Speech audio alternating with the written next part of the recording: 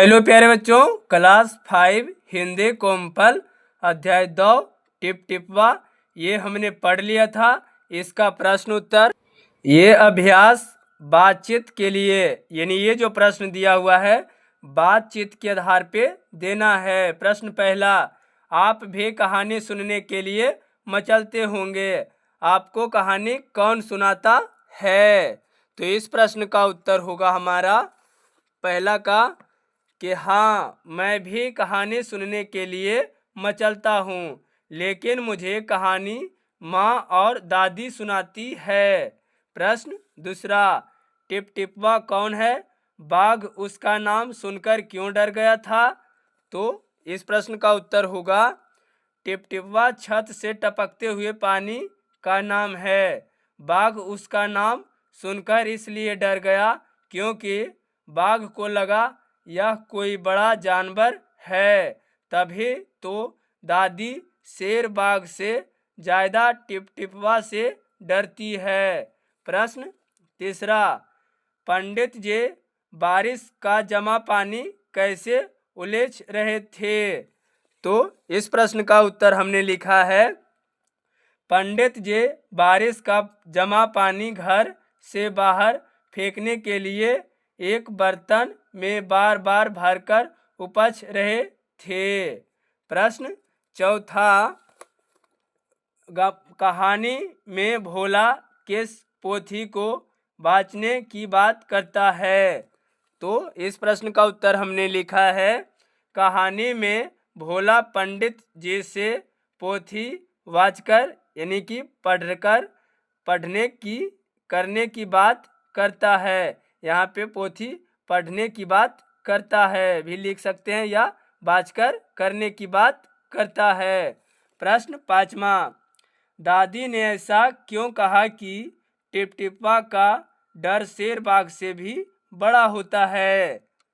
तो प्रश्न पाँचवा का उत्तर है, टिप टिपवा होने वाले वर्षा से बहुत से लोगों की परेशानी होती है, इसीलिए दादी ने भी टिप टिपवा का डर शेर बाघ से भी बड़ा होता है।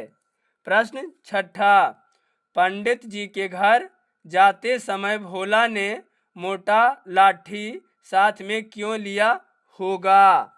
तो इस प्रश्न का उत्तर है, क्योंकि भोला सुबह से ही गधा को खोजते खोजते परेशान हो गया था और वह गुस्से में होगा, इसीलिए उसने गधा को सजा देने के लिए मोटा लाठी डंडा यानी लाठी साथ में लिया होगा। अगला प्रश्न हमारा है, कहानी में से यानी ये जो प्रश्न है कहानी के आधार पे इस प्रश्न का उत्तर देना है। पहला है, भोला पंडित जी के पास क्यों गया? तो हमने लिखा है प्रश्न का उत्तर, भोला पंडित जी के पास अपने गधा के बारे में जानकारी लेने गया था, क्योंकि पंडित जी ज्ञानी व्यक्ति थे, उन्हें भूत भविष्य की जानकारी थी, इसीलिए गए थे। प्रश्न दूसरा, बाघ टिप टिप्पा के डर से कहाँ छिप गया? यानी बाघ जो था टिप टिप्पा के डर से कहाँ छिप गया? बाघ टिप टिप्पा के डर से तालाब के किनारे ऊंची ऊंची उगी घास में छिप गया था। प्रश्न तीसरा, गांव वालों की आंखें खुली की खुली क्यों रह गई? तो गांव वालों की, तो हमने लिखा है इस प्रश्न का उत्तर, जब सुबह गांव वालों ने भोला के घर के बाहर खूंटे से एक बाघ को बंधा देख तो गांव वालों की आंखें खुली की खुली रह गई। अगला प्रश्न हमारा है, तो क्या है, बारिश है बारिश। बारिश में दादी की झोपड़ी में पानी जगह जगह टपक रहा था। प्रश्न पहला, दादी ने बारिश से बचने के लिए क्या किया होगा? तो इस प्रश्न का उत्तर हमने लिखा है कि दादी ने बारिश से बचने के लिए अपनी झोपड़ी में जगह जगह से टपक रहे पानी को जमा करने के लिए उसके नीचे बर्तनों को रखा होगा और फिर उन बर्तनों में जमे पानी को बाहर फेंकती रहती होगी। प्रश्न अगला यानी प्रश्न 2, आप या आपके गांव मोहल्ले के लोग बारिश से बचने के लिए क्या क्या करते हैं? तो इस प्रश्न का उत्तर हमने लिखा है कि मैं और मेरे गांव वाले बारिश से बचने के लिए पहले से ही तैयारी करके रखते हैं। हम सब अपनी अपनी झोपड़ियों को, छप्पर को बारिश के मौसम से पहले ही मरम्मत कर देते हैं ताकि पानी ना टपके। और कई लोग बारिश होते ही मोटी मोटी पॉलीथीन की चादरें को दरवाजे के पास लटका देते हैं ताकि बारिश की बूंदें अंदर प्रवेश ना करे और सभी सुरक्षित रहे। अगला प्रश्न हमारा है तीसरा, इस कहानी में बारिश से कई लोग परेशान हुए। बताइए कि निम्नलिखित लोगों को बारिश के कारण क्या क्या परेशानी हुई। व्यक्ति का नाम और क्या परेशानी हुई। तो हमने इस प्रश्न का उत्तर लिखा है। तो व्यक्ति का नाम में दादी, पंडित जी, बाघ, भोला। तो क्या हुआ, दादी का झोपड़ी की छत से टपकते हुए पानी से परेशानी हुआ था। पंडित जी घर में जमा बारिश का पानी उपछने से। बाघ को किससे परेशानी हुई? मूसलाधार बारिश और टिपटिपवा से। भोला गायब गधे को बारिश में भीगकर ढूंढते रहने से। अगला प्रश्न हमारा है क्या है, कहानी की दुनिया। ये कहानी की दुनिया। प्रश्न पहला, कहानी में पहले क्या हुआ, फिर उसके बाद क्या हुआ? घटनाओं के आधार पर क्रम में अंक दीजिए। यानी कि पहले क्या हुआ? तो पहले हुआ दादी की झोपड़ी में बारिश का पानी टपक रहा था, तो 1 नंबर में होगा। दूसरा नंबर होगा दादी ने कहा टिपटिपा तो बाघ से भी बड़ा होता है। तीसरा, बाघ टिपटिपा के डर से तालाब के किनारे घास में छिप गया। चौथा होगा भोला अपने गधे का पता पूछने पंडित जी के पास गया। पांचवा होगा भोला ने बाघ को गधा समझकर उसे खूंटे में बांध दिया। छठा, गांव वाले हैरानी से बाघ को देखने लगे। प्रश्न दूसरा, कहानी में शेर और बाघ की बात आई है। नीचे दिए गए चित्रों में बताइए कि कौन बाघ और कौन शेर है। तो ये जो है ये बाघ है और ये क्या है, शेर है। ये जो चित्र है ये बाघ का है, तो यहाँ हम लिख सकते हैं कि ये बाघ है और ये क्या है, ये शेर है। ये क्या है प्यारे बच्चों, ये शेर है और ये बाघ है। बाघ चुपचाप भोला के पीछे क्यों चलने लगा? सही उत्तर पर सही का निशान लगाइए। यानी ये तीनों में तो हमने लिखा, यानी पहला प्रश्न का है कि बाघ भोला से डर गया था, तो क्या नहीं। बाघ ने सोचा कि भोला उसे टिपटिपा से बचाएगा, नहीं। बाघ ने मोटे लाठी को टिपटिपा समझ लिया था, तो हाँ ये क्या होगा, सही होगा। तो हमने इस पे टिक लगा दिया। अगला प्रश्न है हमारा, कहानी और आप। सुबह से पानी उलझते उलझते पंडित जी थक गए थे। भोला की बात सुनी तो झुंझला पड़े। बताइए आप कब थक जाते हैं और कब झुंझला पड़ते हैं? निम्नलिखित लोगों को बारे में भी पता करके लिखिए। यानी कि व्यक्ति का नाम, थक जाते हैं, झुंझला पड़ते हैं यानी गुस्सा हो जाते हैं। तो आप यानी कि आप लिखिएगा अपना, थक कब जाते हैं, झुंझला। तो हमने इस प्रश्न का उत्तर लिखा है क्या है कि मैं खेलते खेलते थक जाता हूँ। और झुंझला यानी कब होता है? तो जब आउट होते हैं, दोस्त परेशान करता है। माँ कब थक जाती है? घर का काम करते करते थक जाती है। और माँ को गुस्सा कब हो जाता है, यानी झुंझला कब पड़ जाती है? तो जब मैं कोई काम नहीं करता हूँ। पिताजी खेती के काम करते करते थक जाते हैं, यानी जब पिताजी खेत में काम करते हैं तो थक जाते हैं। उनको यानी झुंझलाहट यानी गुस्सा कब होता है? जब हम पढ़ने नहीं जाते हैं तो। बहन बहन की यानी कि थकावट कब होती है? माँ की मदद करते रहने से थक जाती है। और गुस्सा उसे कब होती है? जब हम कोई बात से उसे परेशान करते हैं। भाई पिताजी की मदद करते रहने से थक जाते हैं। और भाई की थोड़ी झुंझलाहट यानी गुस्सा कब होता है? जब हम भाई का कोई काम नहीं करते हैं। दोस्त कब थक जाते हैं? दोस्त के साथ इधर उधर घूमने से थक जाते हैं। और दोस्त को गुस्सा कब आता है? जब दोस्त को खेलने नहीं देते हैं। इस प्रश्न का उत्तर हमने बना लिया है। अगला प्रश्न हमारा है, अगला प्रश्न, दो पोता दादी की गोद में लेटा कहानी सुनने के लिए मचल रहा था। यानी कि प्रश्न पहला, यह मचलने का क्या मतलब है? ये जो मचलने का अर्थ हो रहा है इसका क्या अर्थ है? तो हमने इस प्रश्न का उत्तर लिखा है, यहाँ मचलने का मतलब हठ करना या जिद करना। हमने यहाँ लिखा है जिद करना। खा है, आप किन किन चीज़ें या कामों के लिए मचलते हैं? तो हमने लिखा है कि जब मैं बाजार जाता हूँ तो अपनी मनपसंद चीज़ें खरीदने के लिए और मनपसंद चीज़ें खाने के लिए मचलता हूँ। ये आप करते होंगे। गा, क्या कभी ऐसा हुआ है कि किसी चीज़ के लिए मचलने पर आपको डांट पड़ी हो? बताइए। यानी क्या कभी ऐसा भी हुआ है किसी चीज़ के लिए आप मचलते हैं या जिद करते हैं तो आपको डांट पड़ी है? बताइए। तो हमने इस प्रश्न का उत्तर लिखा है, हाँ ऐसा कई बार हुआ है। जब किसी चीज़ के लिए मचलने पर मुझको डांट पड़ी हो। एक बार ठंडे के मौसम में मैं आइसक्रीम खाने के लिए मचल रहा था तो मेरी माँ से बहुत डांट पड़ी थी।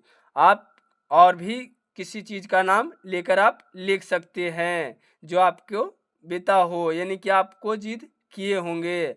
अगला प्रश्न हमारा है, क्या है? भाषा के रंग। ये जो है भाषा के रंग, तो ये क्या है? सुबह से पानी उलझते उलझते पंडित जी थक गए थे। इसी तरह शब्द को सही रूप से वाक्य पूरे कीजिए। उलझना, पटाना, फेंकना, डालना, फेरना, देना। तो ये जो खाली स्थान है इस खाली स्थान में हमने भरा है, सुनील खेतों को पानी से पटा रहा था। अंकित ने जल्दी से पैरों पर पानी डाला और पैर साफ किया। अरे तुमने तो मेरे किए कराए पर पानी फेर यहाँ पे क्या लिख देंगे? फेरना या फेर दिए। क्या है? फेर ना दिया, फेर ना दिया, यहाँ ना ही होगा प्यारों बच्चों। फेर ना दिया यानी कि जो हमने काम किया उसका कोई मतलब नहीं हुआ। सभी नाव से पानी उलझने लगे, यानी सभी जो नाव से क्या हुआ? पानी को उलझने लगे। गिलास में मक्खी गिर गई थी, इसीलिए मामा जी को सारा पानी फेंकना पड़ा। तो यहाँ पे फेंकना है ये भर दिए। एक गिलास पानी देना, ये अपनी भाषाओं में सुने होंगे कि एक गिलास पानी देना, तो ये पे देना। इसी 6 वाक्य को इस खाली स्थान में भर देना है। ये पटाना यहाँ अच्छा नहीं लगता तो आप इसका दूसरा रूप लिख सकते थे। ये क्या है? डलाना, तो ये डाला। इसी प्रकार आप भर लीजिएगा। अगला प्रश्न हमारा है, नीचे दिए गए मुहावरे का वाक्यों में प्रयोग करते हुए अर्थ बताइए। चू चपाड़ ना करना, यानी इसका अर्थ क्या होगा मुहावरा का? और इसी पर वाक्य भी बनाइए, यानी सेंटेंस भी आप बनाइए। तो हमने इस प्रश्न का उत्तर लिखा है चो चपाड़ ना करना का एकदम शांत रहना। अमित गलती करने पर माँ की डांट सुनता रहा। भीगी बिल्ली बनाना जैसे डर जाना। वर्ग में सभी बच्चे हल्ला कर रहे थे। शिक्षक के आते ही भीगी बिल्ली बनना चुप हो गया। अब देखा ना तब बिना सोचे समझे किसी काम को करना, इसका मुहावरा होगा। इसका वाक्य हमने बनाया है किसी पुलिस द्वारा शब्द सुनकर हुआ अब देखा ना तब पुलिस को मारने लगा। दुम दबाकर भागाना यानी कि दुम दबाकर भगाना, डर कर भागना। इसका हमने लिखा है वाक्य बनाया है पुलिस को देखते ही चोर दुम दबाकर भागने लगा। आंखें खुले की खुली रहना, इसका मुहावरा होगा हैरान होना। इसका वाक्य हमने बनाया है असंभव लगने वाला काम को संभव कर देना। देख आंखें खुले की खुली रह गई। अगला प्रश्न हमारा है प्रश्न तीसरा है नीचे दिए गए कथनों को अपने क्षेत्रीय भाषा यानी आपके क्षेत्र में गांव मोहल्ले में जो भाषा बोली जाती थी या मित्र भाषा में बोलिए। टिप टिप्पा क्या शेर बाघ से भी बड़ा होता है, इसे अपनी भाषा में किस तरह से बोलेंगे। तो हमने लिखा है टिप टिप क्या शेर बाघ से बड़ा होता है। उसके बाद क्या है अरे जाकर ढूंढ उसे किसी गढ़ाई पोखर में। तो इसे हम अपने भाषा में अरे उसे किसी गड्ढे या तालाब में जाकर ढूंढो। ठीक है प्यारे बच्चों। अगला लगता है यही टिप टिप्पा है, तो इसे अपना भाषा में किस तरह से बोलेंगे। शायद यही टिप टिप है यानी शायद यही टिप टिप है। प्रश्न चौथा है नीचे दिए गए कथनों को हिंदी में बोलिए। अरे बचवा का कहानी सुनाए ये टिप टिप्पा से जान बचे तब ना। यानी प्रश्न चौथा का आप हिंदी में इसे बोलिए। तो हमने इस प्रश्न का उत्तर में लिखा है अरे बचवा क्या कहानी सुनाए ये टिप टिप से जान बचेगा तभी ना। अगला प्रश्न चौथा का है हाँ बचवा ना शेरवा के डर ना बघवा के डर, डर तबा टिप टिप्पा के डर। तो इसे अपने यानी हिंदी भाषा में किस तरह से बोलेंगे। तो हाँ बचवा ना शेरवा का डर ना और ना ही बाघवा का डर, डर तो बस टिप टिप्पा का है। अगला प्रश्न हमारा पांचवा है इससे पहले कि बाहर आकर वह मुझ पर हमला करे मुझे यहाँ से भाग जाना चाहिए। आप भी इससे पहले की प्रयोग करते हुए 3 वाक्य बनाइए। इससे पहले यानी 3 वाक्य हमने इसे 3 वाक्य बनाया है। क्या है हमारा क्या है पहला इससे पहले कि मम्मी बाजार से घर आए हमें खेल खत्म करके घर में रहना चाहिए। उसके बाद इससे पहले कि हमें स्कूल जाने से पहले नाश्ता कर लेना चाहिए। तीसरा वाक्य हमने बनाया है इससे पहले कि हमें खाना खाने से पहले हाथ धो लेना चाहिए, यानी खाना खाने से पहले हमें हाथ धो लेनी चाहिए। अगला प्रश्न हमारा है निम्नलिखित शब्द स्त्रीलिंग है या पुल्लिंग, टिक चिन्ह लगाइए। बारिश क्या है तो बारिश स्त्रीलिंग है तो हम टिक लगा देंगे। झोपड़ी क्या है स्त्रीलिंग होगा तो टिक लगा देंगे। पानी क्या है पुल्लिंग। लाठी यानी कि ये जो लट्ठा जो है ये भी क्या होगा पुल्लिंग। ये पोथी पढ़ी जाती है, पोथी पढ़ा है नहीं बोलते हैं प्यारे बच्चों, ये स्त्रीलिंग होगा। ये क्या होगा स्त्रीलिंग। हमने ये बोल रहा था चिन्ह लगाइए तो हमने चिन्ह लगा दिया। अगला प्रश्न हमारा 7वां है। क्या है 7वां प्रश्न हमारा का नीचे दिए गए वाक्यों यानी वाक्यों में संज्ञा शब्दों को रेखांकित कीजिए यानी रेखा खींचिए। क्या है भोला वहां से चल दिया, तो इसमें संज्ञा क्या है तो ये भोला क्या है, संज्ञा है। दादी पोते की कहानी सुन रही थी, तो ये दादी क्या है, संज्ञा है, और ये कहानी क्या है, तो संज्ञा है, और ये पोते भी क्या होगा, संज्ञा होगा। और पंडित जी लगे फिर पानी उलझने, यानी कि इसमें पंडित जी भी क्या है, संज्ञा है, इसमें पानी भी क्या है, संज्ञा है। धोबी को लगा कि बाघ ही उसका गधा है, धोबी भी क्या है, तो संज्ञा है, बाघ भी क्या है, तो संज्ञा है, और गधा भी क्या है, इसमें संज्ञा है। यही बोल रहा है रेखांकित कीजिए, तो हमने इसे रेखांकित कर दिया। खा में है, पहले वाक्य में भोला एक व्यक्ति विशेष का नाम है, यह व्यक्तिवाचक संज्ञा है। किसी व्यक्ति, वस्तु, प्राणी, स्थान का खास नाम को व्यक्तिवाचक संज्ञा कहते हैं। संज्ञा कितने प्रकार के हैं, तो संज्ञा 5 प्रकार के हैं। व्यक्तिवाचक संज्ञा, जातिवाचक संज्ञा, समूहवाचक संज्ञा, द्रव्यवाचक संज्ञा, भाववाचक संज्ञा। तो इसमें व्यक्तिवाचक संज्ञा की वर्णन किया गया है। पहला है, नीचे दिए गए वाक्यों में व्यक्तिवाचक संज्ञा के नीचे रेखा खींचिए। इसका ये परिभाषा है कि किसी व्यक्ति, वस्तु, प्राणी, स्थान, खास नाम को व्यक्तिवाचक संज्ञा कहते हैं। नीचे दिए गए वाक्यों में व्यक्तिवाचक संज्ञा के नीचे रेखा खींचिए। तो इसे हमें क्या खींचना है, रेखा।